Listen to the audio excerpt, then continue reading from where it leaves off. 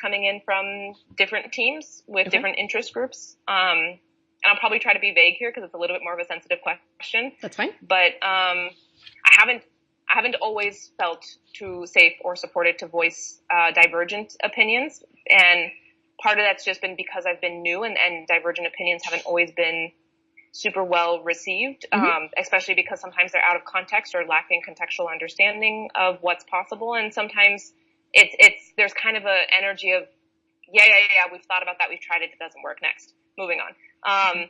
So I have kind of tried to take more of a backseat in terms of voicing opinions, and I tend to feel safer to just go along with what's been implemented, what's being requested, and try to see if that works first. And only if there's a problem or an error in it or it's really not working, then I might speak up and share from a place of like, hey, this isn't working. Does anybody have, better solutions or ways that I can try this differently in my house or in my group? Yeah. So, I mean, it's been an evolving journey of learning the right time and the right space and the right way to speak up and share an opinion and share, input and or ask questions. And I would like to say that most of the time people are really receptive to it, but it really depends on how tired are people. Yeah. Are we overtime? Are we has it been a grueling conversation already? Is it a triggering topic? Is what I'm about to say potentially, could anybody take defensiveness to it?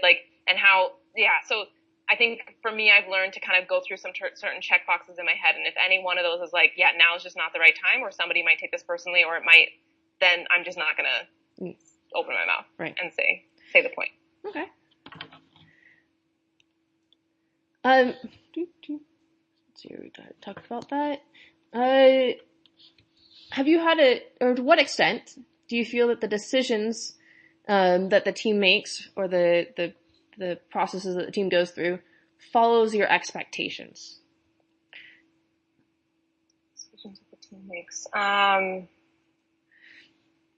So, is there ever an instance where something happens in the room or decisions made, and you're just like, how did we get from here to there?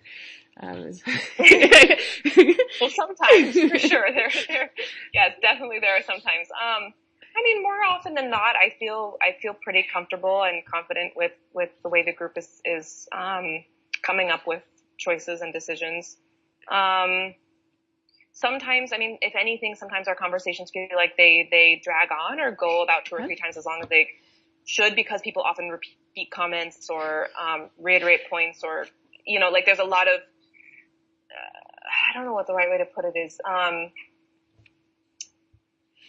Sometimes I think there's a bit too much redundancy and we could be more expedient, but generally I leave most meetings feeling okay with how the meeting has gone and the ground that we've covered and the productiveness of it.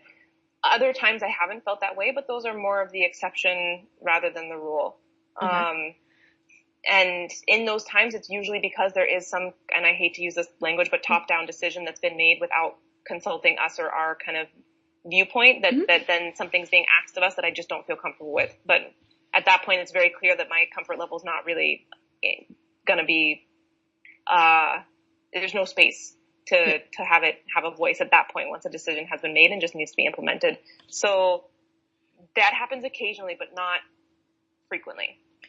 Can you give me first an example of when you walked away and you're like, this is great, and then an example of when you walked away and you felt more like it was that top-down type of situation? So maybe an example of each. Sure.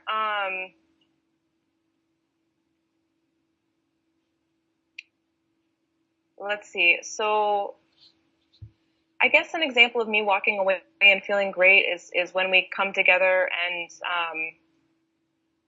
and maybe when all of us are on the same page of being able to identify, hey, are your students really suffering with sleep? Yeah, my students seem to be really suffering with sleep. Wow, you guys too? Okay, so let's put our heads together and think about what could be a constructive way to address this. And maybe do we get the second years to talk to the first years about some sleep challenges they've had, how to overcome it? Do we give them some tips, do we change movement curfew? Just having where we're having some constructive conversation around, look, we're identifying a consistent problem to the health and wellness of our students. And now we're really eager to try to address it at a residential level, which I really appreciate. So that I usually leave those meetings feeling really great. And like, we're really a team of educators, trying to look at the kind of multiple factors that influence students' experience. Then an experience when I've left and felt not that way. Again, this is going to be with some pretty heavy identifying factors. So remember that it's only you, myself, and my advisor are going to see the actual transcript. Okay. Everybody else is just going to see behavioral trend or response trends. Okay. Yeah.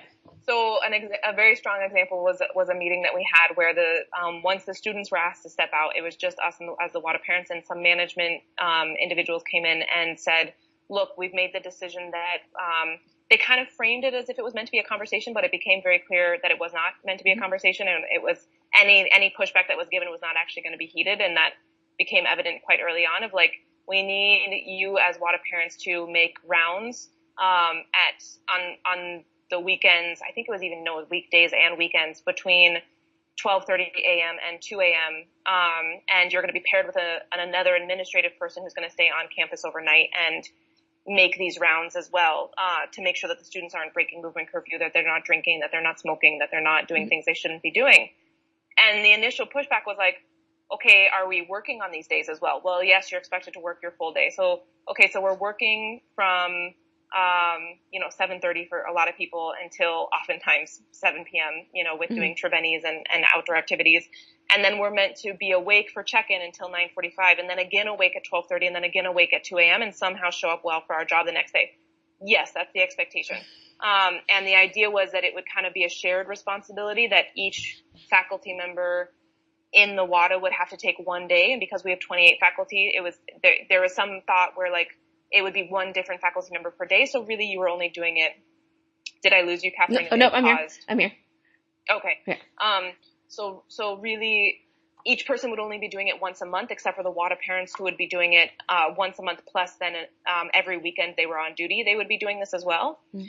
And, my initial pushback when I thought it was still a conversation, but before it kind of dawned on me, oh, this actually isn't a conversation, this is a directive, was, look, if we're also looking at quality of teaching and quality of life for the faculty, doesn't it make sense to explore some other options? Like either we do this on days when we know they have a really light working load the next day, or when they don't have the first 3 periods, or we give them a day off of teaching if we that we find some way that they're not doing these nightly rounds and then expected to wake up the next morning and have a good day of teaching, potentially being exhausted. And it was kind of like, yes, but it's only one day a month. Like it's not really going to impact people. And I was like, well, what about for the fact, the WADA parents who are waking up on their one weekend to kind of get good sleep and catch up on sleep are awake both nights until 2 or 3 a.m. And then if God forbid we do catch an incident, that becomes an all night incident. Generally it's 1 to 2, sometimes 3 hours of managing an incident with a student who's drunk or a student who's, and then are we supposed to then show up on Monday somehow being ready for another full week of work? And for me, I work a 6-day work week. So it's like my weekends are small as is and kind of glorious to just turn off a little bit. And, again, it was clear that there wasn't space for that conversation. It was like, sorry guys, this is what we need you to do. And we need you to gather all of your faculty by tonight before check-in and tell your faculty about this directive. And again, I was like, well, hold up a second. We didn't come up with this directive. We aren't the ones totally full on board with it. And now we're supposed to be telling faculty what a new directive coming from management is, but we're not management. I'm a little bit concerned and confused. And it basically made us the messengers of a very, what would have been a very unwelcomed, message. So yeah, essentially give me one second, pause for a second. Okay. Yeah, you kind of froze. Yeah, but it's so distracting. Sorry. Am I back? Hold on. I think you're still... I can hear you, but I don't... Your video's still frozen.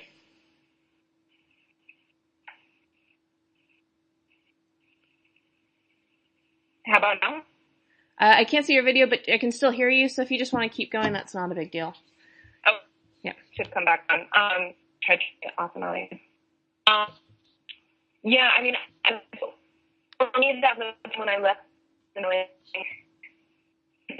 this feels, so of course the meeting was not great, and calling them to each of us to our houses